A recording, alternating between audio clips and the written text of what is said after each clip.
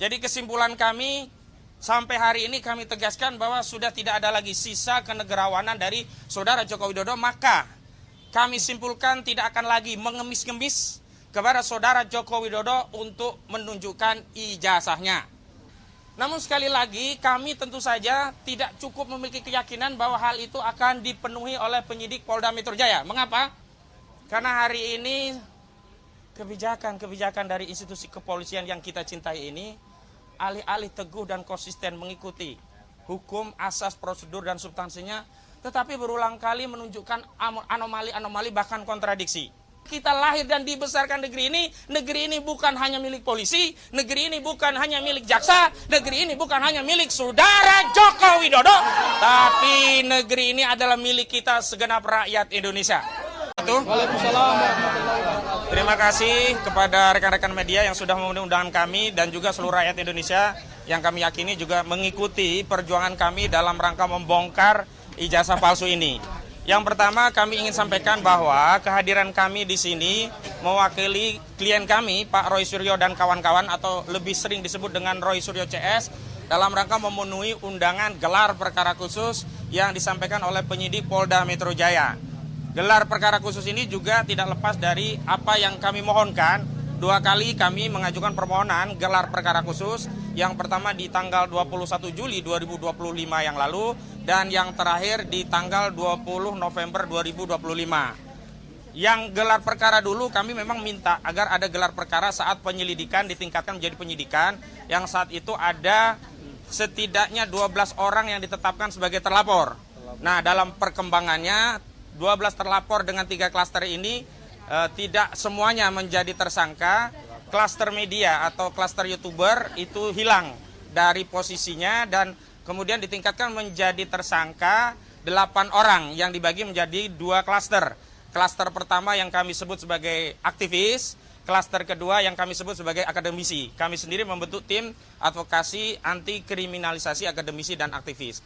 Dan gelar perkara ini juga ada 2 sesi yang kami terima. Sesi pertama jam 10.00 WIB, yakni untuk klaster pertama. Yang kami dampingi hari ini di klaster pertama adalah pertama Bapak Rizal Fadilah, sarjana hukum.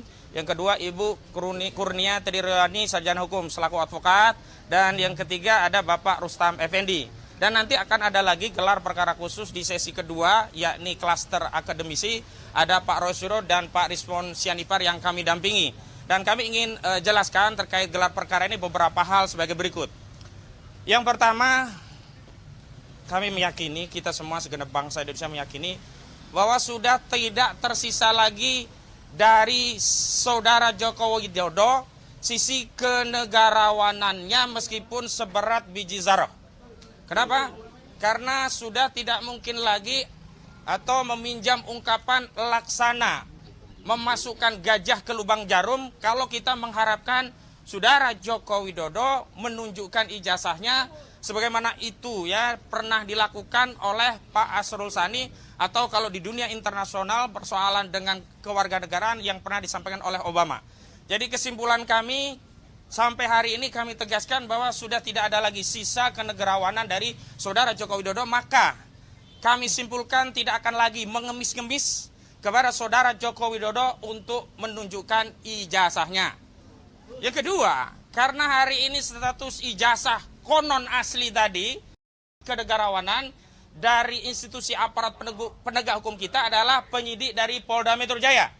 Di mana diharapkan dalam proses gelar perkara nanti, akses terhadap barang bukti diberikan oleh penyidik dan penyidik sukarela menunjukkan barang bukti yang telah menjadikan klien kami sebagai tersangka.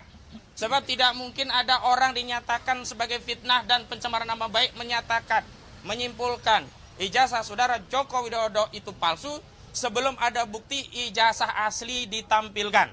Dan sebenarnya dalam konteks pemeriksaan umum, biasa saja seorang penyidik menunjukkan barang bukti yang telah disita untuk meminta keyakinan sekaligus memastikan orang yang mau diperiksa apakah sudah melihat atau belum. Pada faktanya saat pemeriksaan Bapak Rizal Fadilah, Ibu Kurnia Triryani, keduanya telah meminta kepada penyidik untuk ditunjukkan, tapi saat itu tidak diberikan akses dengan alasan bahwa ijazah tersebut masih disita oleh Polda dan Pereksa Bareskrim di bagian Puslapor Bareskrim Mabes Polri. Kami harapkan hari ini sudah tidak ada alasan lagi. Namun sekali lagi kami tentu saja tidak cukup memiliki keyakinan bahwa hal itu akan dipenuhi oleh penyidik Polda Metro Jaya. Mengapa? Karena hari ini kebijakan-kebijakan dari institusi kepolisian yang kita cintai ini alih-alih teguh dan konsisten mengikuti hukum, asas, prosedur, dan substansinya, tetapi berulang kali menunjukkan anomali-anomali bahkan kontradiksi. Setelah Mahkamah Konstitusi mengeluarkan keputusan yang mewajibkan institusi kepolisian tunduk pada ketentuan pasal 28 ayat 3 Undang-Undang Kepolisian, di mana ditegaskan bahwa institusi kepolisian anggotanya tidak bisa menduduki jabatan sipil di luar institusi kepolisian kecuali dalam dua keadaan, yakni anggota kepolisian tersebut sudah pensiun atau yang kedua mengajukan pengunduran diri. Tapi lagi-lagi kita justru malah kecewa karena bukannya atau alih-alih menerbitkan peraturan Kapolri untuk mentaati konsekuensi dari putusan Mahkamah Konstitusi. Terakhir, Saudara Listio Sigit Kapolri malah mengeluarkan Perkapolri nomor 10 tahun 2025 yang substansinya justru memberikan izin kepada anggota Polri untuk menduduki putusan Mahkamah Konstitusi. Jadi kami datang memenuhi undangan ini bukan karena akan ada keyakinan apa yang kami mintakan akan dipenuhi oleh institusi kepolisian, tapi kami memiliki niat akan kami sampaikan kepada seluruh rakyat. Kami ingin sampaikan kepada seluruh rakyat bahwa di negeri ini masih ada bagian dari putra-putra terbaik negeri ini yang peduli terhadap institusi penegakan hukum di negeri ini, yang peduli terhadap kejujuran, yang peduli terhadap kebenaran, yang peduli terhadap keadilan, terus mengupayakan kebenaran keadilan itu ditegakkan meskipun anomali dan kontradiksi itu selalu ditelanjangi oleh institusi itu kepada kita semuanya. Jadi sekali lagi meskipun apapun hasilnya kita tetap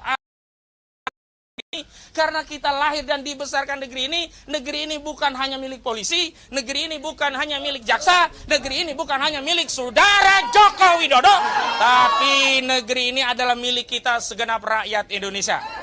Dan terakhir sebelum nanti kepada Bang Petrus Salistidos juga Bang Gafur Sangaji, rekan Gafur Sangaji, ada 3 hal yang nanti dijadikan evaluasi atau koreksi terhadap proses gelar perkara. Yang pertama dalam aspek kewenangan.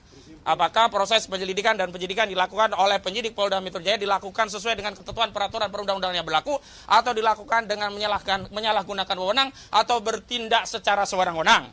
Kedua, kami akan cek dari sisi proses dan prosedur. Apakah proses, tahapan, dan prosedur sudah dilakukan sebagaimana diatur dalam ketentuan peraturan perundang-undangan, tidak melanggar asas-asas hukum pidana, dan tentu saja kalau melanggar ini akan menjadi catatan daripada cacat prosedur. Dan terakhir terkait substansi, memang kami ingin agar secara substansi masalah yang bikin gaduh seluruh rakyat, yakni ijazah itu bisa ditunjukkan dalam proses gelar perkara. Dan terakhir, ada sejumlah anomali dan kontradiksi yang ini perlu kami sampaikan agar publik tahu.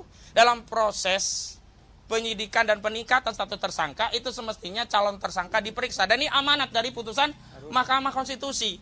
Namun dari 8 tersangka ada satu tersangka yang belum pernah diperiksa sama sekali, sementara penyidik kemudian secara sepihak ikut menetapkan yang bersangkutan sebagai tersangka. Meskipun ini hanya satu tersangka, tetapi esensinya ini adalah cacat prosedur secara keseluruhan. Kenapa? Karena ini satu paket. Saat pemberitahuan SPDP, kita semuanya dijadikan satu dalam satu berkas.